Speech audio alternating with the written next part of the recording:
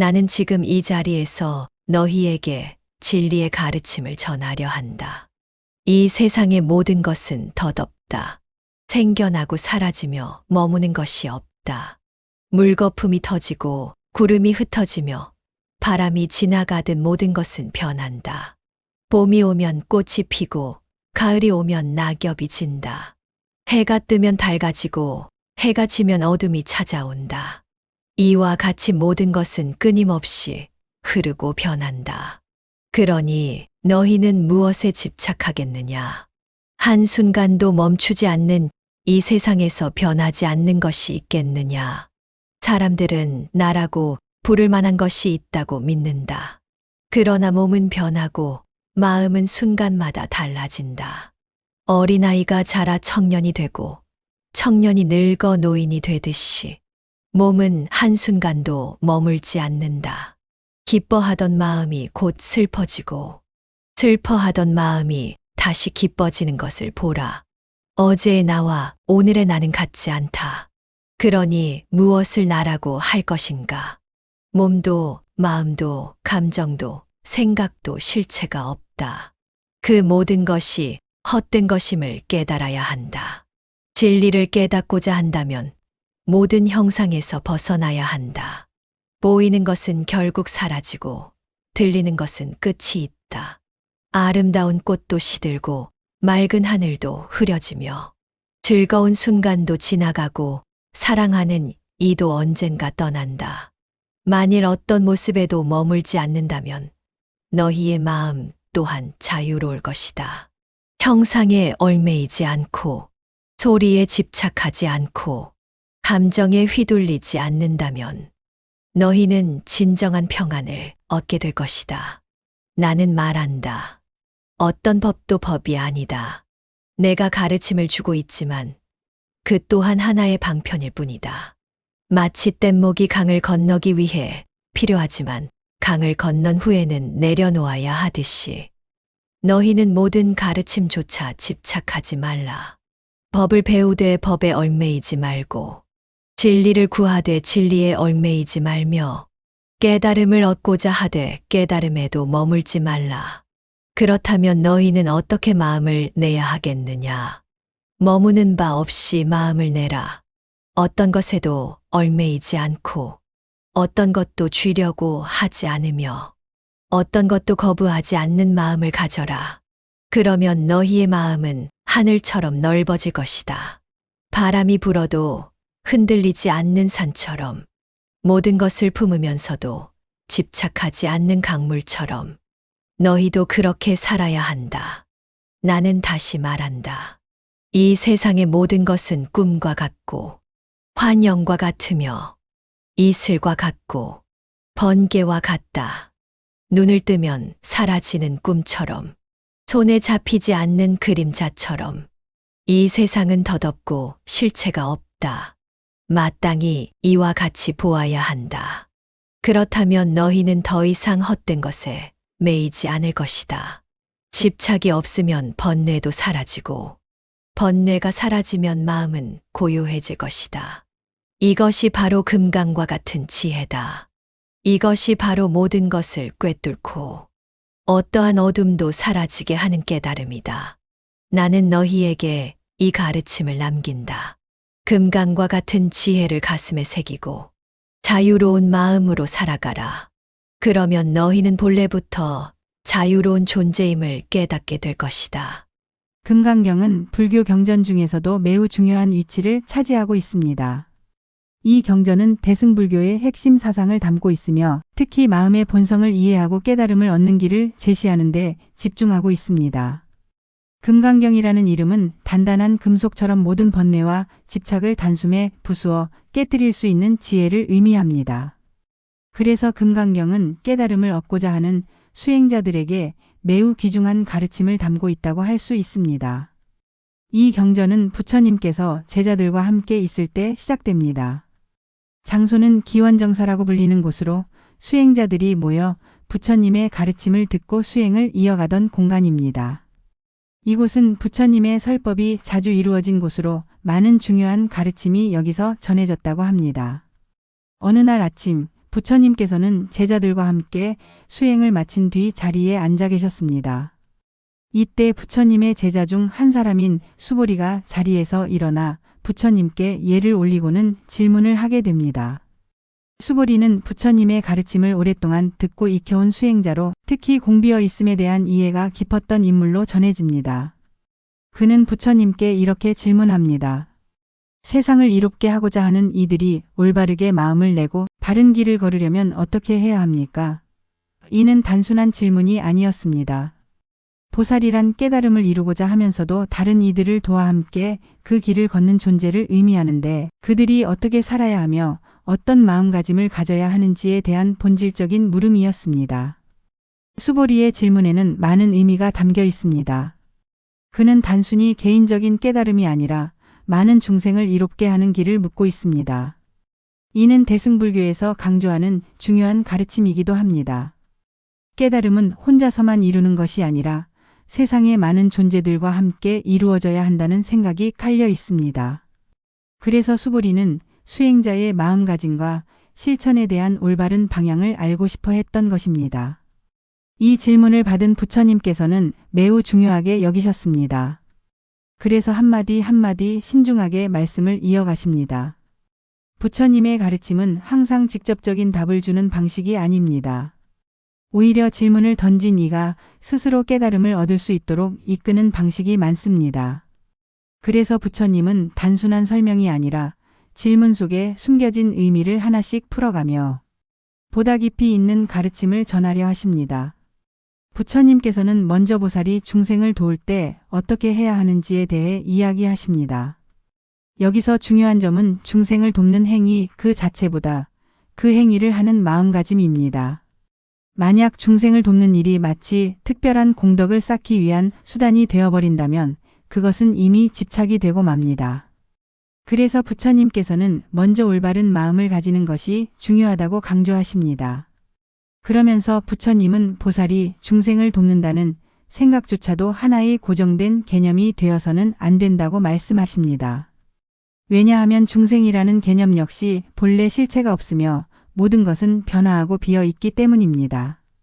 우리가 중생을 돕는다고 할 때 그것은 어디까지나 인연이 닿은 순간에 일어나는 행위일 뿐이며 궁극적으로는 나도 남도 따로 존재하는 것이 아니라는 점을 이해해야 한다는 것입니다. 여기서 부처님께서 강조하시는 것은 우리의 모든 행위가 어떤 특정한 결과를 만들어내기 위한 것이 아니라 그 순간순간에 진실한 마음으로 이루어져야 한다는 점입니다.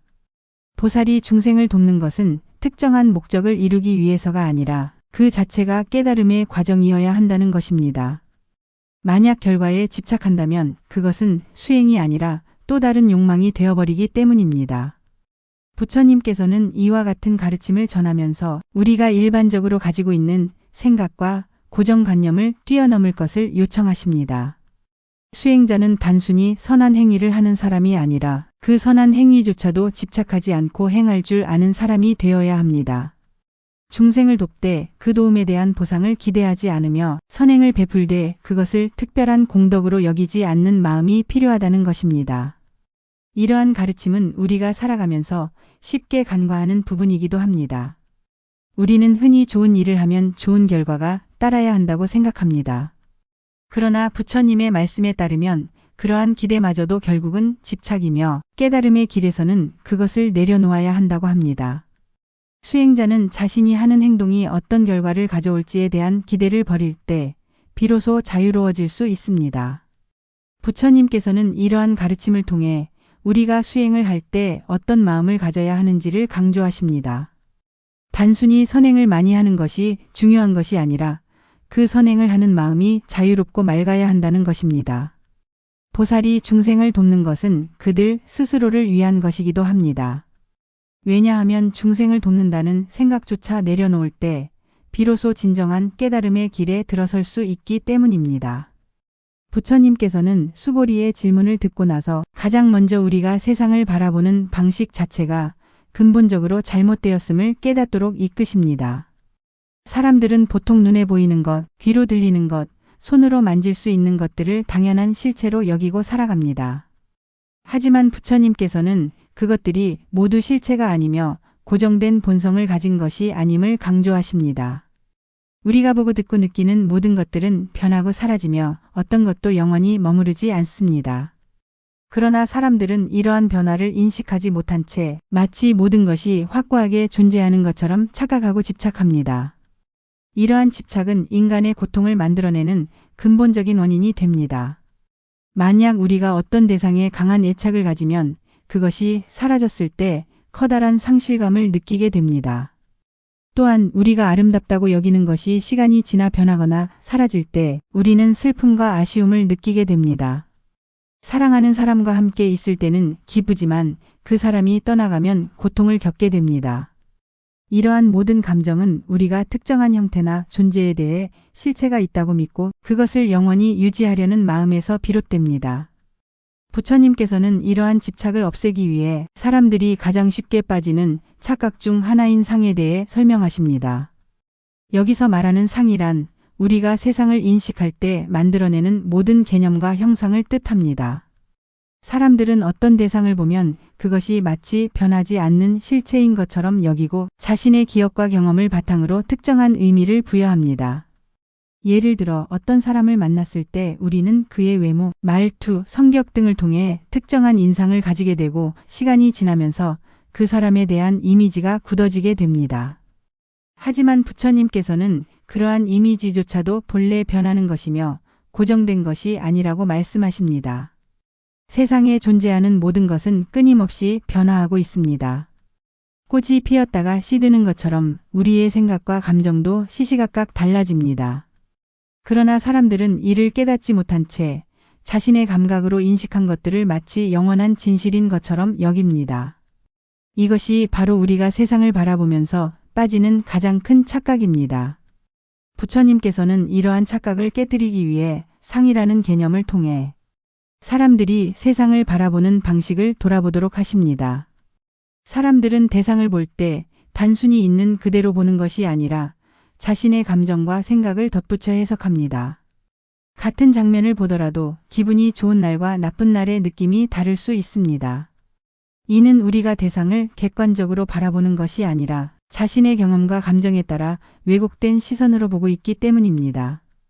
예를 들어 어떤 사람이 화를 내는 모습을 보면 우리는 그가 본래 성격이 나쁜 사람이라고 생각하기 쉽습니다.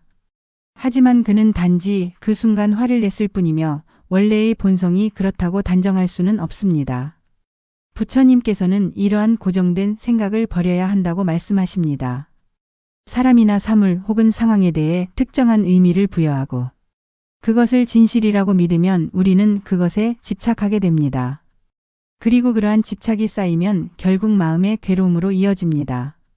예를 들어 어떤 사람이 우리에게 상처를 주었다고 생각하면 우리는 그 사람을 미워하게 되고 그 감정을 쉽게 놓아버리지 못합니다. 하지만 시간이 지나면서 상황이 변하고 그 사람의 행동이 꼭 악의적인 것이 아니었음을 깨닫게 될 수도 있습니다. 결국 우리가 미워했던 감정도 허상에 불과했음을 알게 되는 것입니다.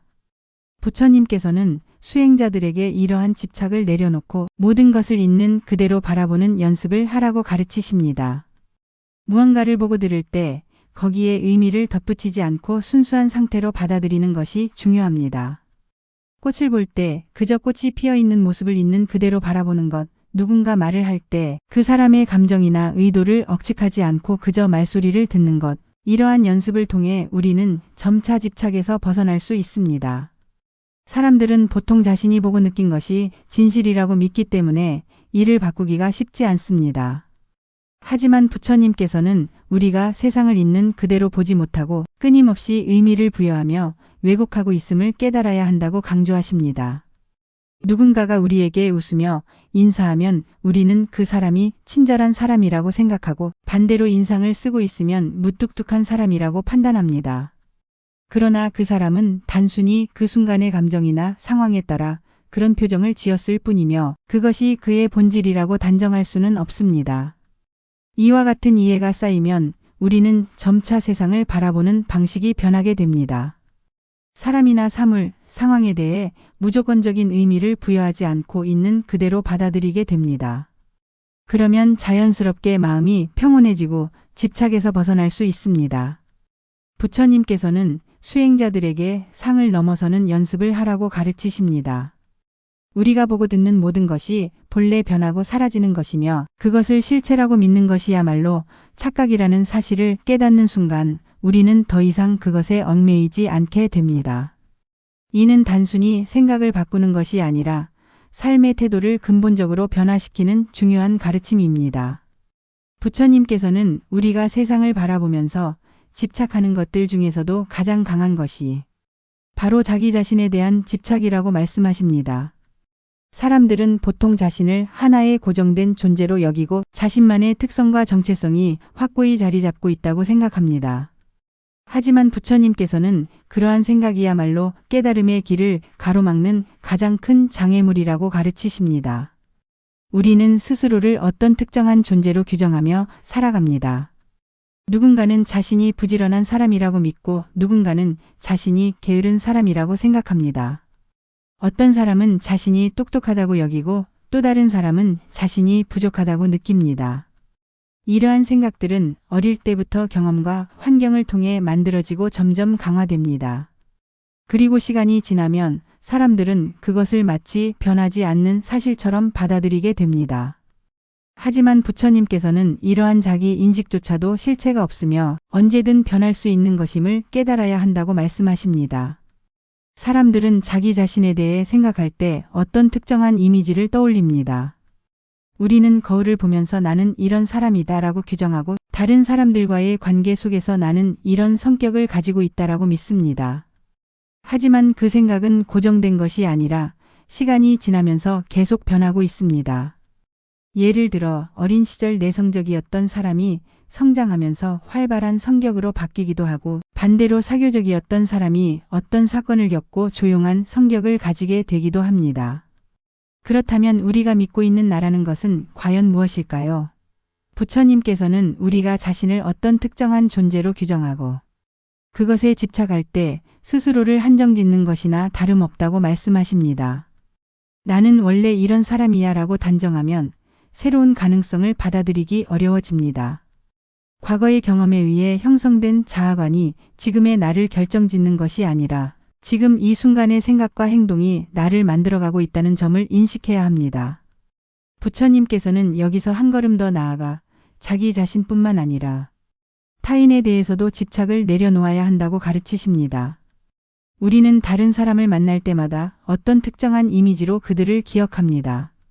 저 사람은 친절해라든가 저 사람은 성격이 급해 같은 생각을 하면서 마치 그 사람이 고정된 특성을 가진 것처럼 인식합니다. 하지만 그건 역시 변하는 것입니다. 어떤 사람이 한순간 화를 냈다고 해서 그가 본래 성격이 나쁜 사람이라고 단정할 수 없습니다.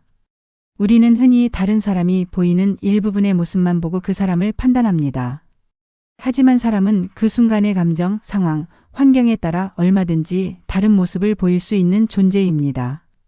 따라서 특정한 순간의 모습만을 보고 그 사람을 규정하는 것은 매우 제한적인 시각일 수밖에 없습니다. 이러한 오해는 인간관계에서 많은 갈등을 일으킵니다. 예를 들어 어떤 사람이 한 번 실수를 하면 우리는 그를 실수하는 사람이라고 규정하고 이후에도 같은 시선으로 바라보게 됩니다. 하지만 실수를 했던 그 순간의 상황과 그의 본래 성향은 다를 수 있으며 그는 시간이 지나면서 성장하고 변화할 수도 있습니다. 만약 우리가 그 사람을 계속해서 과거의 실수로만 바라본다면 그에 대한 왜곡된 인식이 쌓여 서로 간의 관계가 어려워질 수도 있습니다. 부처님께서는 이러한 집착을 내려놓기 위해 상대를 있는 그대로 바라보라고 말씀하십니다. 우리는 누군가를 볼 때 과거의 기억을 통해 그를 평가하려 하지만 사실 그 순간에 그는 어제와 다를 수도 있습니다. 사람이 가진 특성은 끊임없이 변하고 있으며 어느 한순간의 모습만으로 그 사람을 단정해서는 안 됩니다. 상대방을 바라볼 때 기존의 고정관념을 버리고 그 사람이 지금 어떤 상태에 있는지를 열린 마음으로 바라보는 것이 중요합니다. 또한 부처님께서는 우리가 스스로를 바라보는 방식 또한 바뀌어야 한다고 가르치십니다. 나는 이런 사람이다 라고 단정하는 순간 우리는 스스로를 그 틀 안에 가두게 됩니다. 하지만 삶은 끊임없이 변화하는 과정이며 지금의 나 역시 앞으로 계속 변할 수 있습니다. 따라서 우리는 자기 자신을 규정하기보다는 변화할 가능성을 열어두고 살아가야 합니다. 이러한 가르침은 우리가 삶에서 겪는 많은 문제를 해결하는 데 도움이 됩니다. 예를 들어 어떤 사람이 과거에 실패를 경험했다면 그는 나는 실패한 사람이다 라고 생각하며 스스로를 한정 지를 수 있습니다. 하지만 실패는 단지 그 순간의 결과일 뿐이며 그것이 곧 그 사람의 본질을 의미하는 것은 아닙니다. 만약 우리가 실패한 적이 있다와 나는 실패자다를 동일하게 받아들인다면 스스로를 불필요한 틀에 가두게 됩니다. 부처님께서는 이러한 사고방식에서 벗어나야 한다고 말씀하십니다. 또한 성공에 대해서도 마찬가지입니다. 우리는 종종 나는 성공한 사람이다 라는 생각을 하면서 그것을 자신의 정체성으로 삼기도 합니다.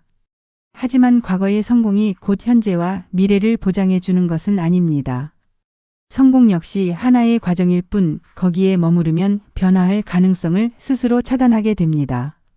부처님께서는 어떤 것도 영원하지 않다는 가르침을 통해 우리가 과거의 성공이나 실패에 얽매이지 말고 항상 지금 이 순간의 변화를 받아들일 수 있어야 한다고 말씀하십니다. 부처님께서는 사람들에게 가장 큰 두려움 중 하나가 바로 삶과 죽음에 대한 집착이라고 말씀하십니다. 우리는 태어나고 살아가면서 언젠가 반드시 죽음을 맞이해야 한다는 사실을 알고 있습니다. 하지만 그럼에도 불구하고 사람들은 마치 죽음이 아주 먼 이야기인 것처럼 여기며 살아갑니다. 그리고 삶이 끝나지 않기를 바라며 영원한 젊음과 건강, 변하지 않는 관계를 꿈꾸기도 합니다. 그러나 부처님께서는 이러한 생각이야말로 우리를 괴롭게 만드는 가장 큰 원인이라고 가르치십니다. 사람들은 삶과 죽음을 두 개의 완전히 다른 것으로 나누어 생각합니다. 살아있는 동안에는 죽음을 잊고 살고 죽음을 맞이할 때가 되어서야 비로소 그것을 직면하려 합니다. 하지만 부처님께서는 삶과 죽음이 따로 떨어져 있는 것이 아니라 하나의 흐름 속에 놓여 있다고 설명하십니다. 꽃이 피었다가 지는 것처럼 강물이 흐르다가 바다로 흘러드는 것처럼 모든 것은 순환하며 변해갑니다. 우리도 태어나고 성장하고 늙어가며 마침내 몸을 떠나는 순간을 맞이하게 됩니다. 그렇다면 왜 사람들은 죽음을 두려워할까요? 그것은 바로 죽음이 끝이라고 생각하기 때문입니다. 살아있는 동안 쌓아온 것들, 가족과의 관계, 친구들과의 추억, 이루고 싶은 꿈들이 모두 사라진다고 생각하면 깊은 두려움이 생깁니다. 그러나 부처님께서는 죽음은 끝이 아니다라고 말씀하십니다. 우리 몸은 사라지지만 우리가 남긴 영향과 흔적은 계속 이어져 갑니다. 부처님께서는 우리가 죽음을 두려워하지 않기 위해서는 삶을 더욱 온전히 살아야 한다고 가르치십니다. 죽음이 두려운 이유는 아직 이루지 못한 것들, 놓치고 있는 것들에 대한 아쉬움 때문입니다. 하지만 삶을 후회 없이 살아간다면 죽음을 맞이할 때도 두려움이 줄어들 것입니다. 현재의 순간을 충실히 살고 사랑하는 사람들에게 최선을 다하고 자신이 할 수 있는 좋은 일을 하면서 살아간다면 죽음이 찾아와도 후회가 남지 않게 됩니다. 그리고 부처님께서는 자기 자신을 실체가 있는 존재로 여기기 때문이라고 설명하십니다. 사람들은 내가 사라진다는 생각에 두려움을 느끼지만 본래 나라는 것은 고정된 것이 아니라는 것을 깨닫는다면 죽음 또한 두려울 것이 없다는 것입니다.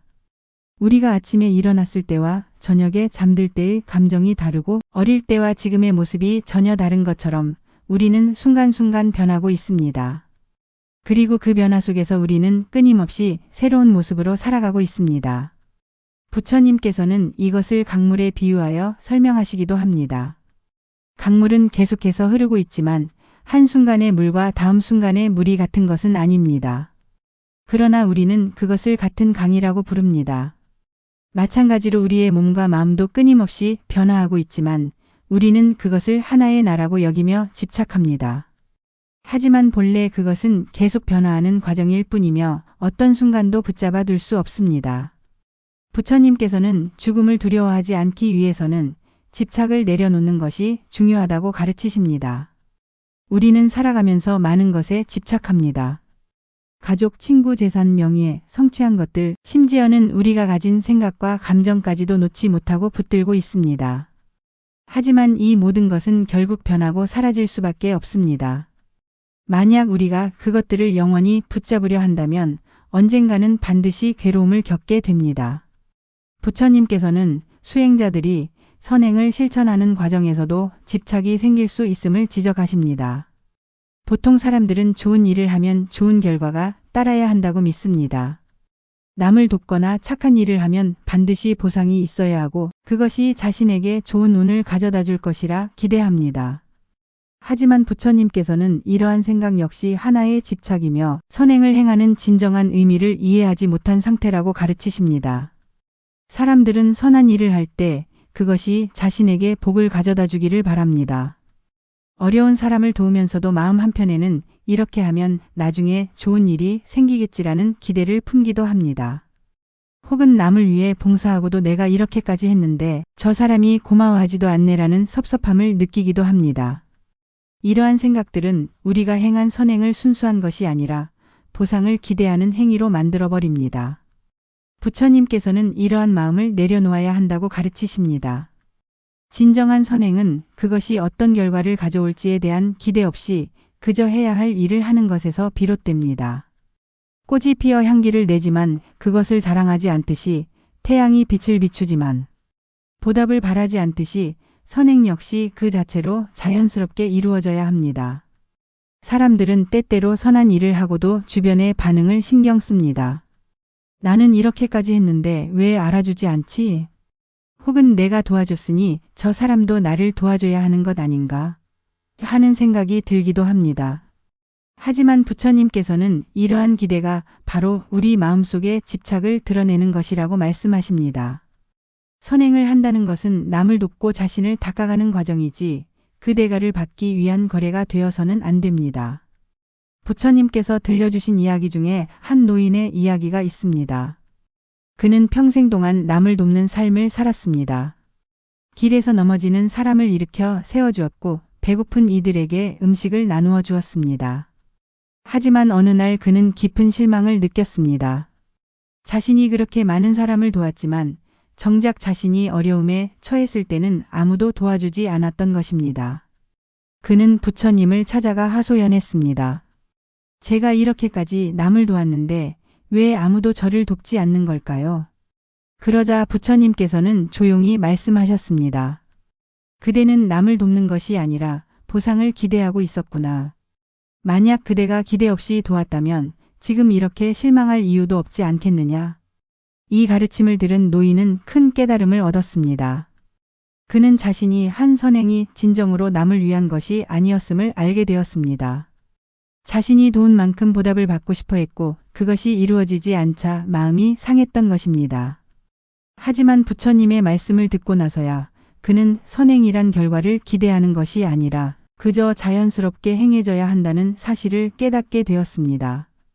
부처님께서는 수행자들에게도 같은 가르침을 주셨습니다. 많은 사람들이 수행을 하면서 자신이 쌓아온 공덕이 언젠가는 좋은 결과로 돌아올 것이라 기대합니다. 수행을 열심히 하면 좋은 삶을 살 수 있고 착한 일을 하면 복을 받을 것이라고 믿습니다. 하지만 부처님께서는 이러한 생각조차도 내려놓아야 한다고 말씀하십니다.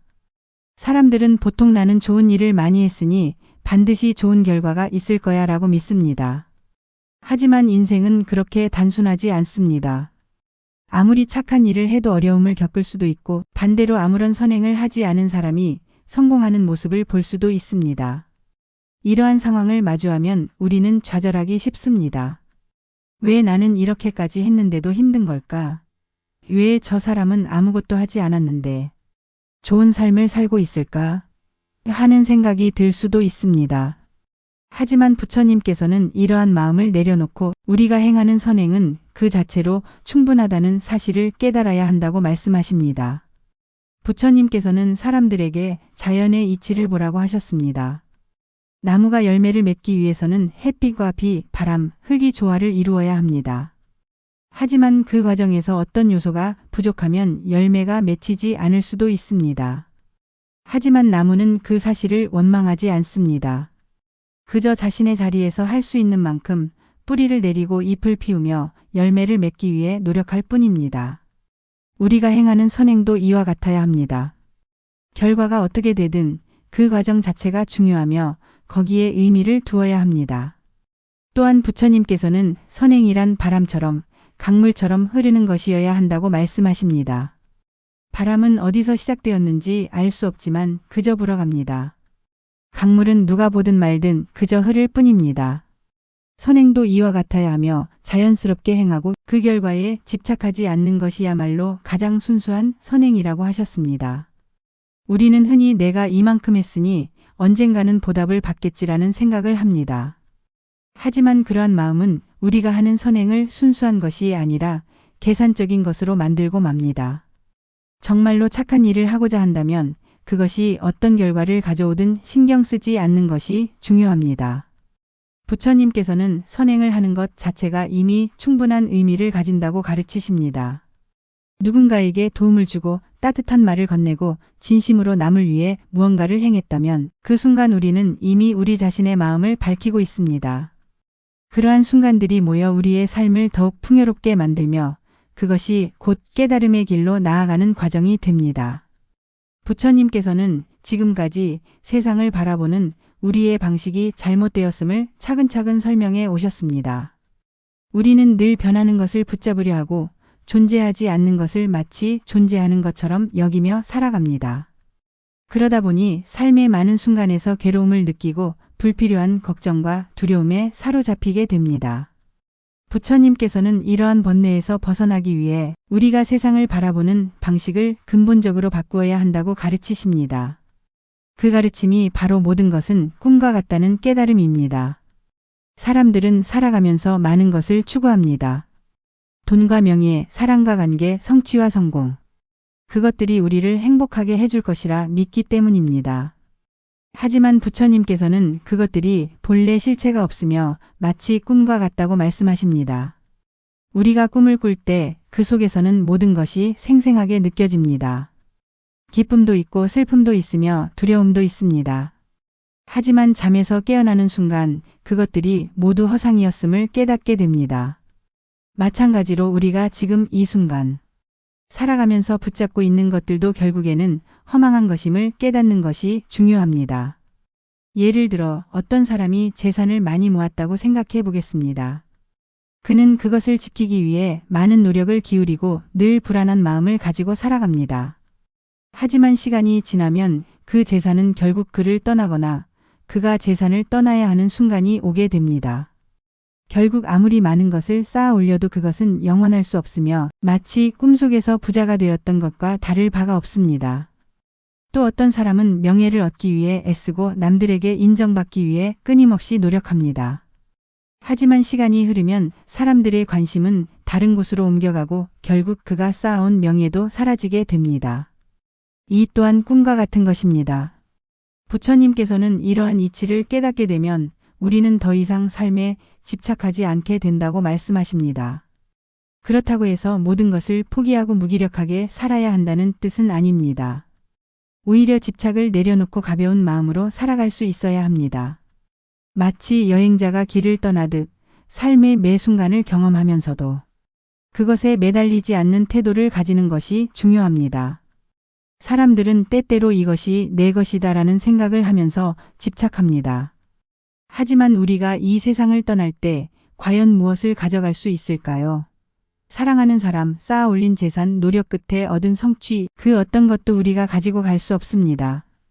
마치 꿈속에서 무언가를 손에 쥐었다가 깨어나는 순간 그것이 사라지는 것과 같습니다. 그렇다면 굳이 그것을 움켜쥐려고 애쓸 필요가 있을까요? 부처님께서는 세상을 물거품과 같다고도 표현하셨습니다. 강물 위에 떠 있는 거품은 금방 사라지고 손으로 잡으려 하면 순식간에 흩어져 버립니다. 우리는 그것을 붙잡고 싶어 하지만 결국에는 아무것도 남지 않습니다. 우리의 인생도 이와 같습니다. 젊음도 건강도 인간관계도 우리가 가진 모든 것은 마치 물거품처럼 잠시 머물다가 사라집니다. 그리고 그것이 사라지는 순간 우리는 허망함을 느끼게 됩니다. 하지만 부처님께서는 본래부터 모든 것이 그러한 속성을 가지고 있음을 깨닫는다면 그 허망함조차도 사라진다고 말씀하십니다. 이러한 깨달음을 얻으면 우리는 삶을 훨씬 가볍게 살아갈 수 있습니다. 누군가에게 상처받더라도 그것을 오래 품고 있지 않으며 무언가를 잃었을 때에도 그것에 매달려 괴로워하지 않습니다. 행복한 순간이 오면 그것을 온전히 즐기되 그것이 지나갈 것을 알고 미련을 남기지 않습니다. 괴로운 순간이 오면 그것이 영원하지 않음을 알고 담담하게 받아들일 수 있습니다. 이러한 마음가짐을 가지면 우리는 어떤 상황에서도 흔들리지 않는 평온함을 유지할 수 있습니다. 부처님께서는 수행자들에게 이런 가르침을 주시며 우리가 살아가면서 나는 누구인가? 라는 근본적인 질문을 던져야 한다고 하셨습니다. 많은 사람들은 자신을 직업이나 역할로 규정합니다. 나는 부모다, 나는 학생이다, 나는 사업가다 등으로 자신을 정의하며 살아갑니다. 하지만 이러한 모든 것들은 시간이 지나면 바뀌게 됩니다. 부모였던 사람도 시간이 흐르면 자녀가 성장하여 더 이상 돌볼 필요가 없어지고 학생이었던 사람도 졸업을 하면 다른 삶을 살아가게 됩니다. 이렇듯 우리가 붙잡고 있는 정체성조차도 변하는 것이라면 과연 나라는 것은 무엇일까요? 부처님께서는 우리가 나라는 개념 자체를 초월할 때 비로소 삶의 괴로움에서 벗어날 수 있다고 가르치십니다. 우리는 끊임없이 나를 지키려고 하고 내 것을 보호하려 하며 내 생각을 고수하려 합니다. 하지만 이러한 모든 것들이 결국에는 꿈과 같고 물거품과 같음을 깨닫게 되면 우리는 더 이상 그것에 얽매이지 않게 됩니다. 그러면 우리는 어떻게 살아야 할까요? 부처님께서는 마치 연극을 하듯이 살아가라고 하셨습니다. 배우가 무대 위에서 한 역할을 맡아 연기를 하지만 공연이 끝나면 그 역할에서 벗어나는 것처럼 우리도 이 삶을 살아가면서 맡은 역할을 충실히 하되 그것을 절대적인 것으로 여기지 말라는 것입니다. 지금 하고 있는 일이 무엇이든 누구와 함께 있든 그것을 너무 무겁게 여기지 말고 자연스럽게 받아들이라는 뜻입니다.